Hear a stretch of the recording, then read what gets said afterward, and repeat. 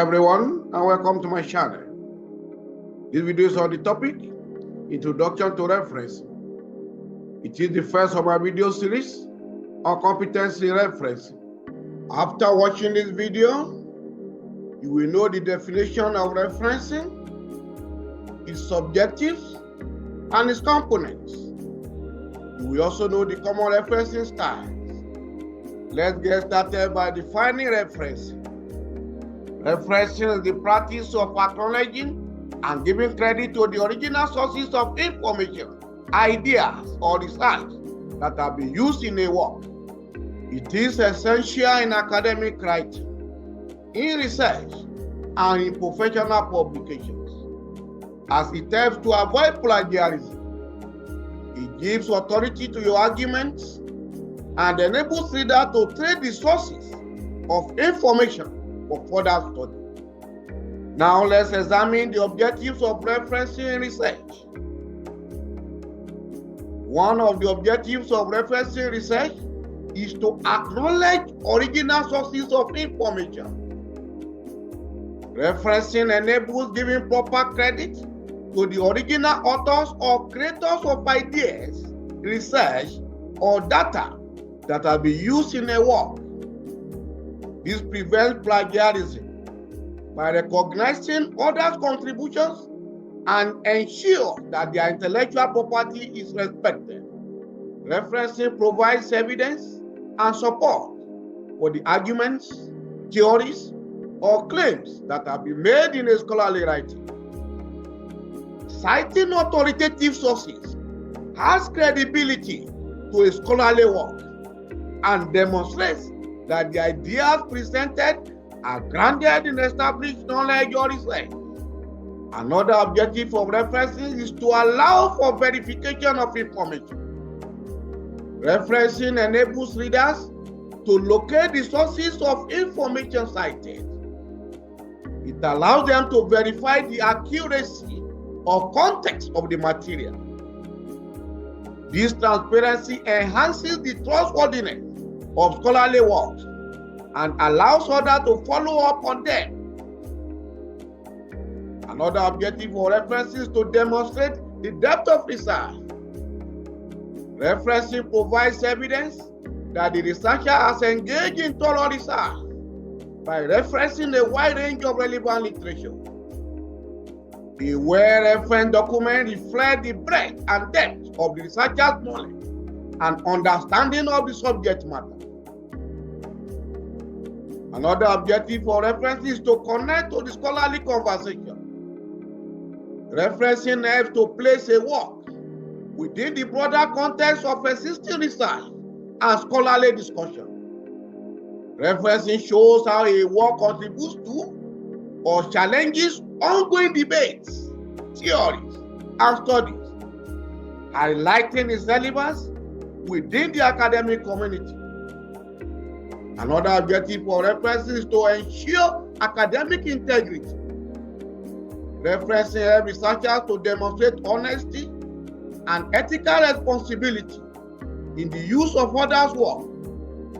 Proper referencing upholds academic standards and ensures that researchers are not falsely claiming the work of others as their own. Another objective of referencing is to avoid plagiarism. Referencing helps to avoid the serious academic offense of plagiarism, which is the act of using someone else's work or ideas without proper acknowledgement. It was adapted from the Latin word plagiarius, which means kidnapping. Plagiarism can result in academic penalties, including withdrawal of certificates. It can cause damage to reputation and even legal consequences. However, proper referencing helps to safeguard against this. Now let's examine the components of referencing. Referencing in academic or professional writing involve two key components. These include the in-text citations and the end-of-document references, which can be in the form of reference lists or references, bibliography, or footnotes. Each of them serves a specific function in acknowledging the use of other people's work and ensuring that readers can easily find the cited sources.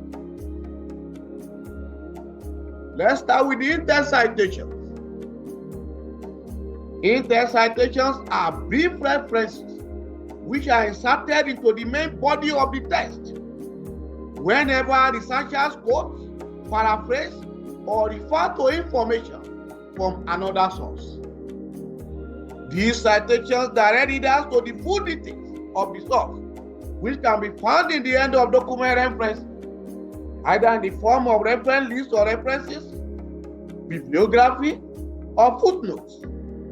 The main purpose of in-text citations is to allow readers to see immediately which source is being referred to when ideas are borrowed from others, thus ensuring academic integrity and avoiding plagiarism, depending on the references style used.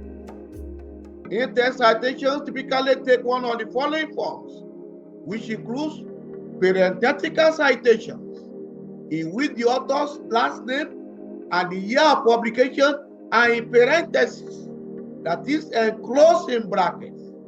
For example, Awosan, 2020, all enclosed in brackets. We also have the narrative citations, in which the author's last name is included in the sentence. For example, Awosan, then in bracket, the year 2020, reported a high prevalence of hypertension among teachers in Sokoto, Nigeria. We also have the numbers format. This uses numbers in the text to indicate references, with the sources numbered in the order of their first appearance. For example, as described in earlier studies, number 1. The next citation will be number 2. The next citation will be number 3. And if the first citation referred to again, the same number 1 will be allocated to it. Then it continues like that. In-text citations are usually placed after the borrowed information, whether it is a direct quotation, a paraphrase, or reference to an idea. In-text citations include core elements like the author's name, the year of publication, and where necessary, the page numbers or the numbers indicating the order of citation. Now let's look at the end of document references. This refers to the full details of all the sources cited in the text, and they are typically organized in one of the following formats, either as reference list or references, or bibliography, or footnotes. So let's start with the reference list. A reference list provides complete information on all sources cited within the text. Each in-text citation corresponds to a full reference entry at the end of the document. The reference list allows the reader to locate the original source easily. The purpose of the reference list is to provide the full details of each source cited in the text, thus enabling readers to locate the material. Reference list only includes the sources that are cited directly in the body of the work. And this is why I thought to avoid dead references and ghost references. Dead references are references that are cited in the in-text section, but they are missing in the references. While ghost references are references that are not cited in the in-text section, but now appears in the reference. A reference list is usually arranged alphabetically by the author's last name, and then chronologically if there are multiple works by the same author in a year. In some referencing styles, they are listed according to the numbers assigned to them in the in-text citation. There are different referencing styles, such as the American Psychological Association or APA style. We also have the Vancouver style, etc., etc. And each of them, they have specific formatting rules. The example presented is an APA referencing style. and the names are arranged alphabetically. A bibliography is a comprehensive list of all works consulted in the research process, not just those cited in the text. It includes both cited and non-cited works that were helpful during the research. The purpose of a bibliography is to showcase the breadth of the research by listing all sources consulted, and it typically includes sources cited in the text as well as additional material that were not directly quoted or paraphrased. Bibliography are arranged alphabetically by the author's last name. The example shown is referenced in upper style. The author's last names are arranged alphabetically.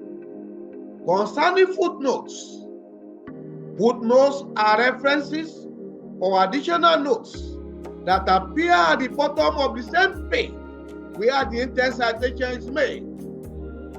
Each footnote is connected to a superscript number in the text. Footnotes can include citations or extra information that would otherwise interrupt the flow of the text.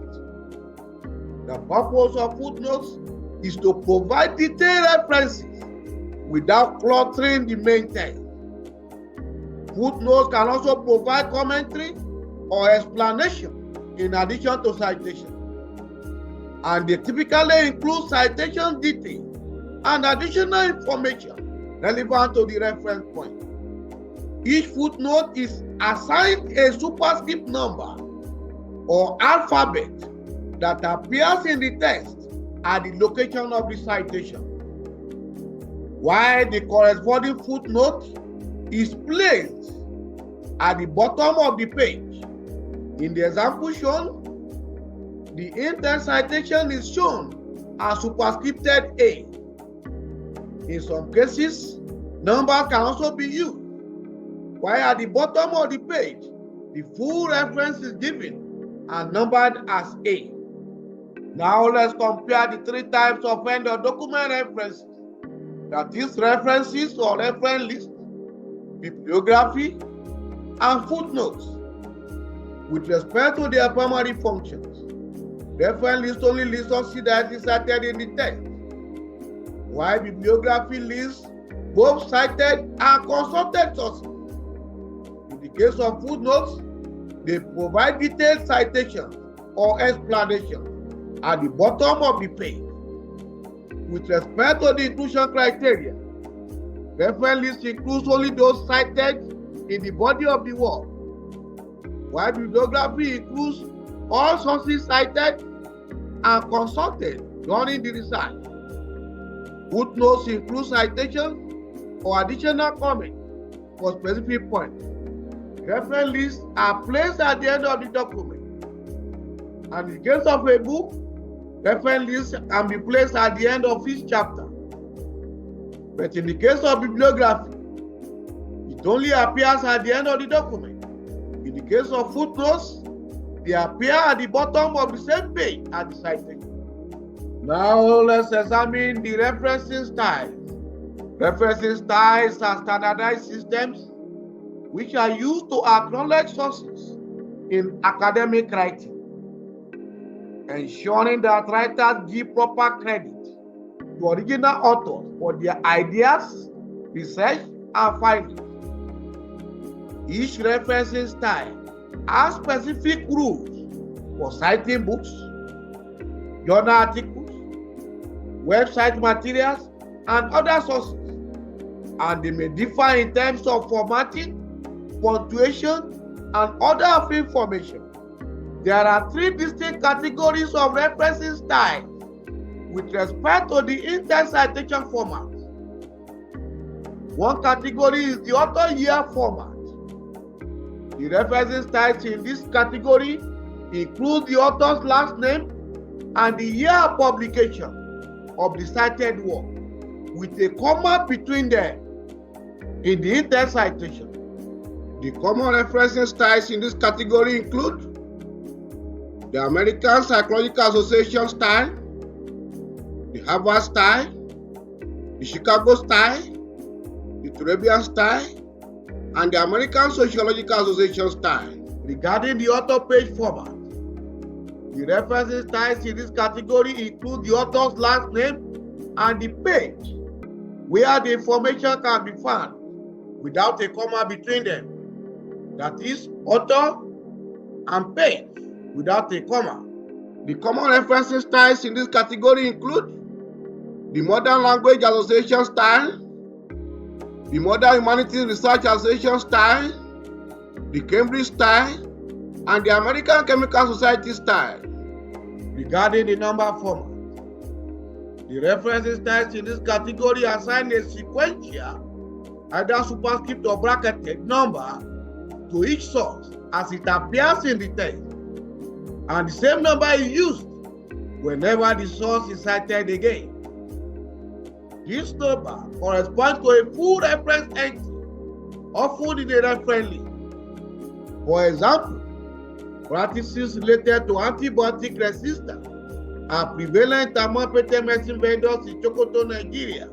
Then superscripted number 1 as the intent citation. The next citation will be superscripted number 2, then superscripted number 3, and so on and so forth.